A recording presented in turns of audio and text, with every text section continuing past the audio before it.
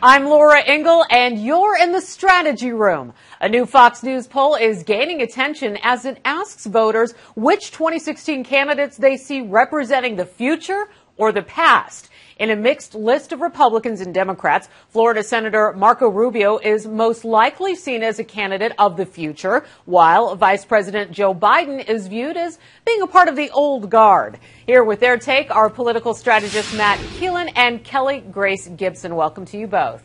Hey, Laura. Thanks very much. Hi, guys. All right. Well, we want to ask you both your opinion. Matt, I'm going to start with you. What is your take on this latest poll? Oh, how good it is to be a Republican these days. Marco Rubio, I think, represents the future, not just for the Republican Party, and a figure that can take us into the next generation. But I think a lot of people across the country see him as a future leader and a future president, and that's a great thing. It's kind of nice to be on the other side of the fence.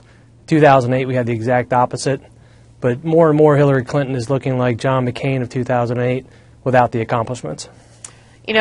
Kelly, we look at the LA Times, and they call Marco Rubio a young man with an old idea. What is your take on the latest poll and about what we're seeing here? I think the future was represented so much more by what people imagine for our country than about the person itself. Marco Rubio and Hillary Clinton have pretty different views on where this country should be taken, and I think that the Democrats are the lucky ones in having Hillary Clinton to be the vision for the future of this country. And we also want to take a look at age. A lot of people making a lot to do about the age being a factor in the 2016 race. Matt, we look at some of the Democrats who have either declared or are thinking about running for president. Joe Biden, Bernard Sanders, Jim Webb will be over 70 years old on Inauguration Day. And then the most senior on the Republican side, Jeb Bush, will be 64, Scott Walker, 49, Marco Rubio, 45, Ted Cruz, 46, Rand Paul, 54. As we take a look at just a handful of the ages here, what do you think about that being a factor?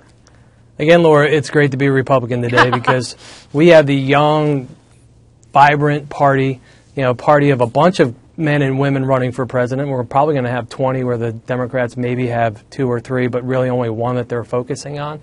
And, we feel like the party that is looking forward and has youth and energy, and it's nice to be on that side of things for a change. Yeah, but what about those that would say that age is important if you are a little older, bringing that experience? Kelly?